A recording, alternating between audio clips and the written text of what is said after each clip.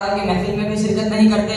इब्राहिम, सुलेमान और राजा भी आपके बगैर महफिल में तन्हाई महसूस कर रहे हैं और आपके बेटे भी नई नई मॉडल की ऐसी कारें लेकर घूमते हैं और सुना है कि आप नया बंगला बनाने वाले हैं।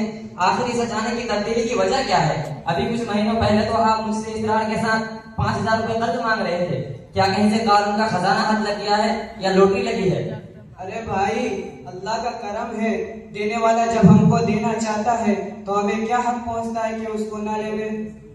छोड़ो भाई, ऐसे भी अपनी दौलत लोगों के सामने जाहिर नहीं करनी चाहिए। इसकी वजह से आपस में हसद पैदा होता है और कर्ज मांगने वाले परेशान कर देते हैं। ये सब ना पूछो तो अच्छा है। ओ यार, वैसे तो आपके बगैर बताए भी आपके और बच्चों के स्टाइलों और कारों में घूमने की वजह से लोगों को पता चल ही गया है कि महमूद एंड कंपनी को कोई खजाना हाथ जरूर लगा है। बताइए तो सही, मामला क्या है, ताकि हम भी आपकी खुशियों में शरीक रहें। अरे खुर्शीद भाई, खुदा जब किसी को देने पर आता है तो छप्पर फाड़ कर देता है। मेरे साथ भी मामला कुछ ऐसा ही हुआ। पहले तो जिंदगी तंगी तुर्शी में गुजरी, फक्र फाका किए, मेहनत करके थक गए। लेकिन अभी महीना पहले ही वालिद साहब का इंतकाल हो गया और वालिद साहब बहुत ज्यादा प्रॉपर्टी के मालिक थे और वालिद साहब आखिर तक मुझसे खुश रहे, इसलिए कि वालिद साहब की खिदमत में तन्हाई करता था और बाकी 3 भाई किसी गमी खुशी के मौके पर खैर खैरियत मालूम कर लेते थे, इससे ज्यादा कुछ नहीं। और उन्होंने अपनी जिंदगी में वालिद साहब को कमाकर एक फूटी कौड़ी भी नहीं दी, इसलिए वालिद साहब ने अपनी हयाती में 500 रुपए के स्टैम्प पेपर पर साफ तौर पर लिख दिया कि मेरे इंतकाल के बाद मेरी तमाम प्रॉपर्टी का मालिक मेरा बड़ा लड़का महमूद ही है। अरे, आपके तो 3 भाई और 2 बहनें और भी हैं, उनको उनके हिस्से का दरका दिया या नहीं, या सब आप तन्हा ही चाहो कर रहे हैं? उनको क्या देने का, उनका क्या हक है? जबकि वालिद साहब ने साफ अल्फाज में वकील की मालिकत को किया है और इसमें उन भाइयों का तस्करा ही नहीं है। हाँ, अलबत्ता बहनों के मुतालिक लिखा है कि 50-50 हजार रुपए भांजे और भांजियों के शादी के मौके पर दे देगा। तो ठीक है, बहनों को उस मौके पर वालिद साहब के वसीयतनामा के मुताबिक रकम दे देगा। ठीक है, ये तो बहनों का मसला था, लेकिन भाइयों को कुछ दिया या नहीं?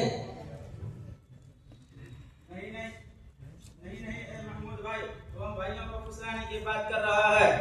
वसीयत के मुताबिक तुम्हारा कुछ हक बनता नहीं है, लेकिन इंसानियत के नाते से हर एक को सिर्फ 1-1 लाख दे दूंगा, बाकी तो सब मेरा ही है। महमूद भाई, क्या वाकईतन आपके वालिद साहब ने तमाम प्रॉपर्टी आप तन्हाई को लेने की वसीयत की है? मेरे ख्याल में तो शायद आपको गलतफहमी हो रही है। वकील की समझना हर एक की बस की बात नहीं है। आप जरा वसीयतनामा पढ़कर सुनाए तो अंदाज मालूम हो जाएगा। ठहरिए, मैं वकील साहब को बुलाता हूँ, वही वसीयतनामा पढ़कर सुनाएंगे।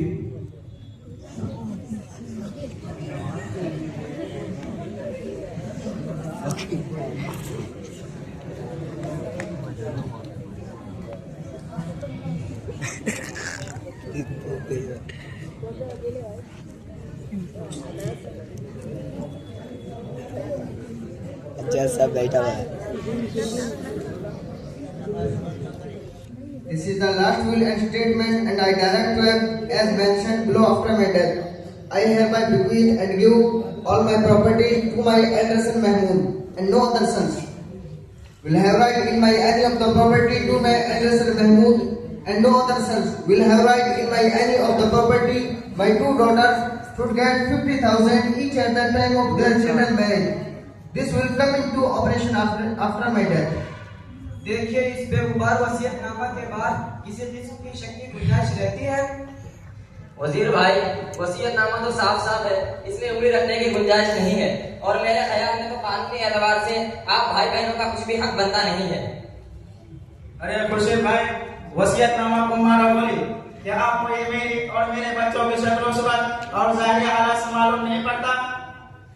अब सुनो, जब से बाप मरे हैं तब से महमूद तो बांद्रापाली हेडक्वार्टर रोड में रहते हैं। क्या उनके औलाद की शक्ल सूरत और ज़ाहिरी हालात से मालूम नहीं पड़ता? और मेरा हाल तो यह है कि वही धारावती के झोपड़पट्टी में 15x15 की कोठरी में पूरी जिंदगी खत्म कर चुका। उनके लड़के तो नेशनल कॉलेज में पढ़ते हैं और मेरे बच्चे बस वही उल्टी पार्टी में। खुर्शीद भाई, उल्टी पार्टी समझे? नहीं। अला, मैं उनसे पार्टी, और अभी मैं आपके पास यहाँ आया हूँ और रिटर्न जाने का भाड़ा नहीं है और कल डॉक्टर के पास टिकट चेक करवाया था, उसका भी पैसा देना बाकी है।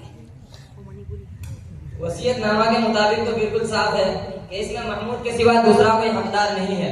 लेकिन भाई हम तो मुसलमान हैं, हमारा हर काम शरीयत के मुताबिक होना चाहिए। इस सिलसिले में शरीयत क्या कहती है, इसके मुताबिक हमें किसी मुफ्ती साहब से मिलना चाहिए, क्योंकि हर कानून शरीयत के मुताबिक हो ऐसा जरूरी नहीं है।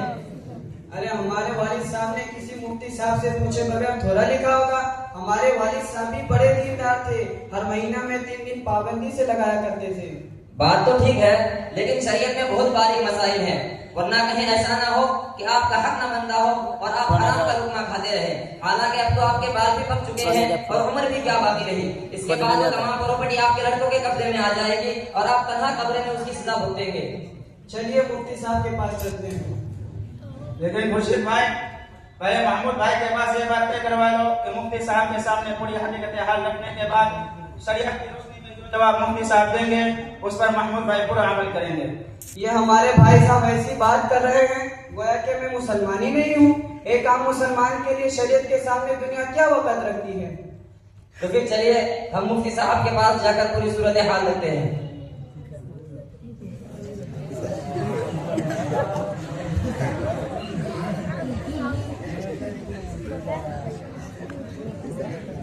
अस्सलाम वालेकुम वरहमतुल्लाहि वबरकातुहू।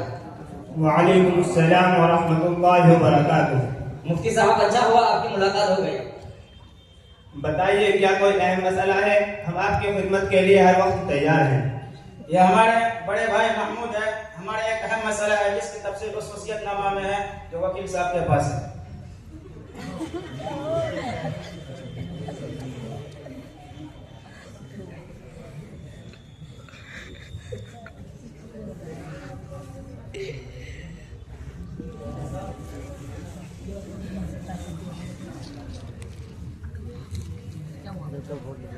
आपके वालिद साहब के लिखे हुए वसीयतनामा का खुलासा मैंने समझ लिया है, लेकिन इस वसीयतनामा का शरअन कोई एतबार नहीं है। ये बिल्कुल लग़्व और बातिल है। मुफ्ती साहब, ऐसा तो बहुत होता है, खुसूसन जबकि 500 रुपए के स्टेट पेपर पर वकील की मारिफत वसीयतनामा लिखवाया हो। महमूद भाई, आदमी को वसीयत करने का हक जरूर है, लेकिन वसीयत वो मुअतबर है जो वारिस के अलावा के हक में हो और वो भी अपनी कुल मिल्कियत के 3 हिस्से के बकदर हो। और वारिस के लिए वसीयत शरअन मुअतबर नहीं है, जैसा कि हदीस पाक में इरशाद है, ला वसीयत लिवारिसिन, वारिस के लिए की गई वसीयत का कोई एतबार नहीं। लिहाजा आपके वालिद मरहूम की मिल्कियत में मरहूम के तमाम वारिसीन अपने अपने हिस्से के बकदर शरीक हैं, आप तन्हा उसके वारिस नहीं हैं। लेकिन मुफ्ती साहब, खिदमत तो इन अकेले महमूद भाई ने ही की है और महमूद भाई और इनकी फैमिली ने वालिद मरहूम की खिदमत के लिए रात दिन और सर्दी गर्मी की कुछ परवाह नहीं की। क्या इसके बावजूद भी दूसरे भाई बहनों का कुछ हक बनता है? एक बात तो खूब समझ लीजिए कि आप सब आपस में हकीकी भाई बहन हो, और रही बात फर्मा बरदार और नाफरमान होने की, तो महमूद भाई ने अपने वालिद साहब की जो खिदमत की है तो उसका बदला अल्लाह ताला उनको दुनिया व आखिरत में जरूर अदा फरमाएगा। और बाकी 3 भाई जिन्होंने वालिद साहब की कोई खिदमत नहीं की है उसका अंजाम भी वो खुद देख लेंगे, लेकिन इसकी वजह से विरासत पर कोई असर नहीं पड़ेगा, बल्कि विरासत तो एक ऐसा हक है कि जिसके अहकामात खुद अल्लाह ताला ने कलाम पाक में खोल खोल कर तफसील के साथ बयान किए हैं। नमाज जो अफजल तरीन इबादत है, लेकिन उसको कलाम पाक में नहीं है, लेकिन विरासत के मुताल्लिक तो अल्लाह ताला ने तकरीबन 2 रुकों में उसके अहकामात बयान किए हैं। और आखिर में अल्लाह ताला ने फरमाया है, जो इन अहकामात पर अमल करेगा उसके लिए जन्नत का वादा है, और जो इसके खिलाफ करेगा उसके लिए हमेशा हमें जहन्नम की सजा होगी। मुफ्ती साहब, ये तो बहुत सख्त वाइद है। ऐसी वाइदें तो कलाम पाक में कुफार के लिए सुनाई गई है। हाँ, तो ये कोई मामूली गुनाह थोड़ी है, ये तो दुनिया का भी दस्तूर है कि बड़े गुनाह के लिए बड़ी सजा। चुनांचे अबू दाऊद शरीफ की रिवायत है जिसको हजरत अबू हुरैरा रज़ियल्लाहु अन्हु ने हुजूर सल्लल्लाहु अलैहि वसल्लम से रिवायत किया है, जिसका मफहूम है कि कभी ऐसा होता है कि कोई मर्द या कोई औरत 60 साल तक अल्लाह ताला की इताअत वाली जिंदगी गुजारते हैं, फिर जब उनकी मौत का वक्त आता है तो वसीयत के जरिए हकदारों को नुकसान पहुंचाते हैं। बस इस जुल्म और हकदार बंदों की हकदर्दी की वजह से उनके लिए दोज़ख वाजिब हो जाती है। ये तो कौन सी अक्लमंदी की बात है कि आदमी वारिसिन को उनका हक न दे और फायदा उठाने वाले फायदा उठाते रहे और आप तन्हा कब्र में उसकी सजा भुगते। मुफ्ती साहब, आपकी बात मुझे मुकम्मल समझ में आ गई और अपनी गलती का एहसास हो गया। मैं आज ही तमाम वारिसीन को जमा करके उनका शरीय हक दे देता हूँ। लेकिन मुफ्ती साहब, मुझे ये तो मालूम नहीं कि किसका कितना हक निकलता है। जरूरत पड़ने पर इनायत फरमाएंगे। जरूर तशरीफ लाएं। ठीक है मुफ्ती साहब, हाँ हाँ हम जरूर आएंगे। जज़ाकल्लाह, बहुत बहुत शुक्रिया। चलिए चलते हैं, हमने मुफ्ती साहब का काफी वक्त ले लिया है। ठीक है, चलिए। अस्सलाम वालेकुम। वालेकुम